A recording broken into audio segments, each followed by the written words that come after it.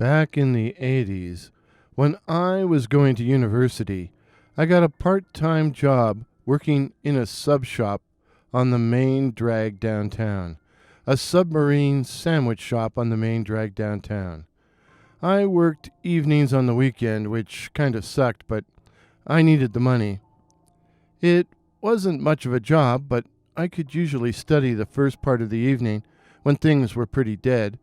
A few people would drop by and grab a sub to take home or stop for a quick bite, but we seldom had more than a few customers per hour. It was after midnight things started to get hectic, when the bars were closing. I worked with a young blonde woman named Gladys. Yeah, Gladys. Really. She was a nice enough person, if not particularly bright, but she was an attractor. An attractor. And what did she attract? Well, later in the evening, groups of young men, local high school students, would come into the shop to basically harass her and me.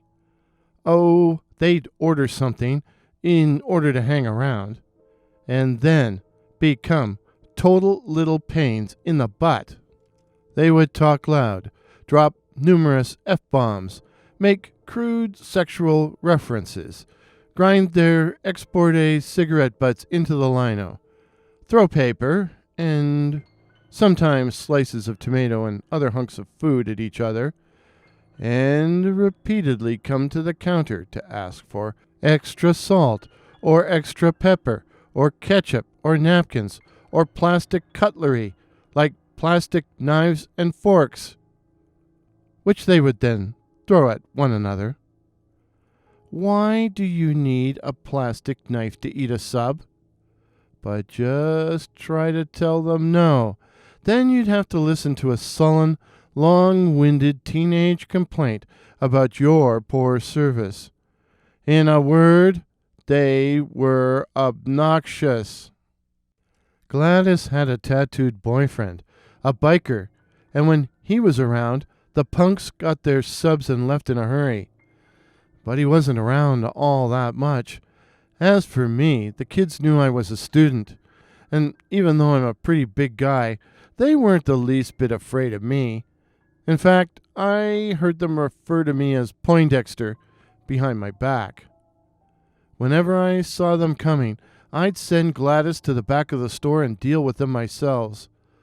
I'd take their orders and make their sandwiches in slow motion, so they became impatient and were glad to grab their grub and go. Glad to grab their grub and go. Glad to grab their grub and go. Glad to grab their grub and go. Glad to... Sorry, got a little carried away there. Sorry, back to the story. I would also tune into the local easy listening station and crank it up over the loudspeakers, knowing the elevator music would increase their desire to leave. Better yet, sometimes I could find a station playing polka time, polka hour, polkas. That would get them to leave immediately. The trouble began the night Humongous walked into the shop. It was the biggest human being I had ever laid eyes on. He must have been at least 8 feet tall. In fact, he had to duck when he came in the front door. Gladys and I just stared. Not only was he gigantic, he was ugly too, with a bullet-shaped head and a swarthy face.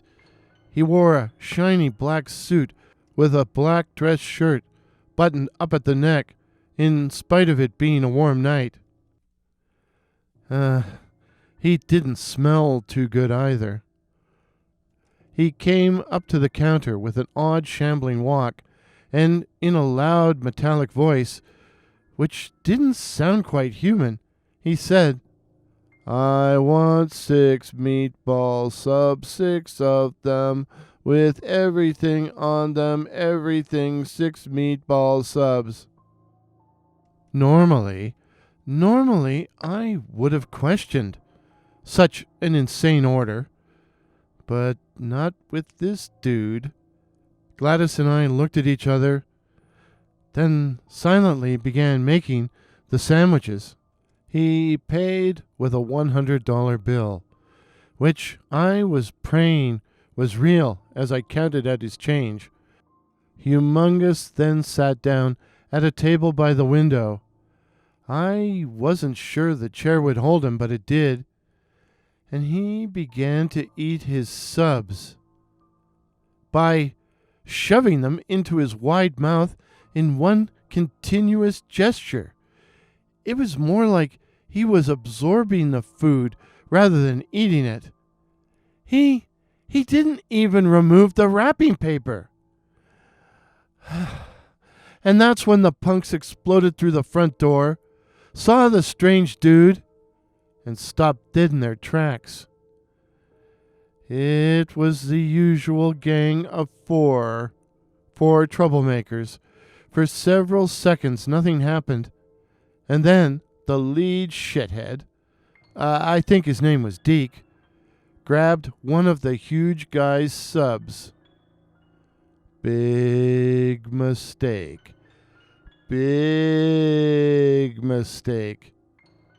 Things happened rather quickly, for a pink and yellow snake, or tentacle, whipped out and wrapped itself around Deke's wrist, making him drop the sub, and then there was a loud snap, the snap of breaking bone, and the jerk was screaming in agony. Then another punk, I think this one was called John, pulls out a switchblade and goes for the guy. He swiped at him and missed, but sliced open the front of the big dude's jacket and shirt. And that's when the screaming really started. For instead of a man's chest, the slash revealed a nest of writhing tentacles. Tentacles, some with hooks at the end, some with eyes, tentacles which shot out across the room. One of the punks had already run out screaming into the night, while another was snared around the throat by one of the octopus arms, one of the tentacles. He was pulled off his feet, dragged across the room, and then Humongous started butting his head against Deke's, banging their heads together, like some gag from the Three Stooges. It would have been funny. Hell, it was funny. We were literally screaming with laughter.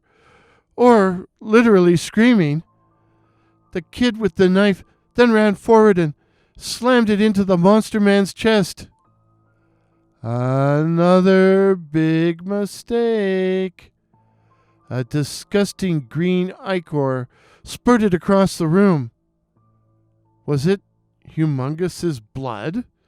It must have been like acid, as the kid with the knife began screaming and pulling at his face. His face, which was actually smoking. Meanwhile, the grotesque giant staggered up, then fell to the floor with a thud that jarred the entire building, as a pool of green slime quickly formed around him. I grabbed Gladys by the elbow and ran back into the kitchen, then through the back door into the alley. This was the era before cell phones, so we used the phone at a nearby convenience store to A, call the cops, B, call Gladys's biker boyfriend, and C, call the boss. I waited for the cops outside the door to the shop, too afraid to go in, too afraid to even look inside. Inside, there was a terrible, noisome stench. P.U. And a scene of total carnage. 3 dead, 1 strangled, 1 with a fractured skull, 1 suffering what appeared to be radiation burns. But what they didn't find was Humongous. Humongous. What happened to him? Did he just get up and leave? Someone would have been sure to have seen it. Or did he simply just vanish, dissolve into thin air, fade away into nothingness? In the end, the cops put it down to a gang fight, although how they explained the radiation burns is beyond me.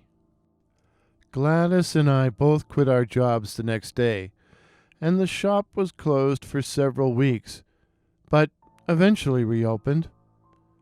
It may be there still today. And that would have been that. But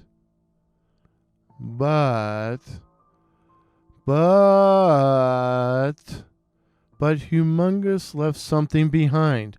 A book, which I took when the cops weren't looking. I have it still.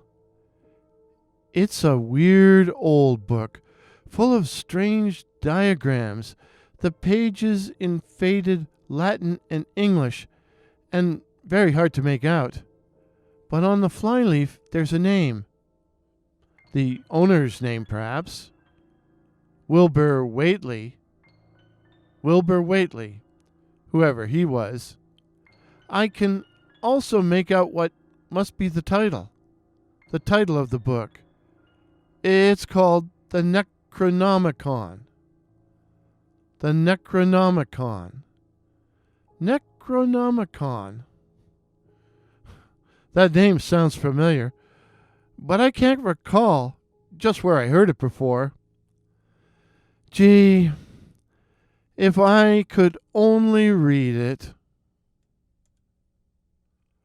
The moral of the story: it's okay to read while eating alone, but if you're reading the Necronomicon, you'd best eat deviled ham and eggs, followed by devil's food cake, all washed down with demon rum. But whatever you eat, just make sure your food is out of this world. If this is your first visit to my channel, please consider subscribing. My name is Warren, and I write and tell original ghost stories and original horror stories featuring such cryptids as the Night Floaters, werewolves, and the Black-Eyed Children. So again, please consider subscribing. Please help me to reach my goal of 2,022 subs in 2022. Welcome, new subscribers, and till midnight, cheers. Pictures used in today's video courtesy of Pixier, that's PX here, while the music was the classic Living in the Dark by the incredibly talented Mayu.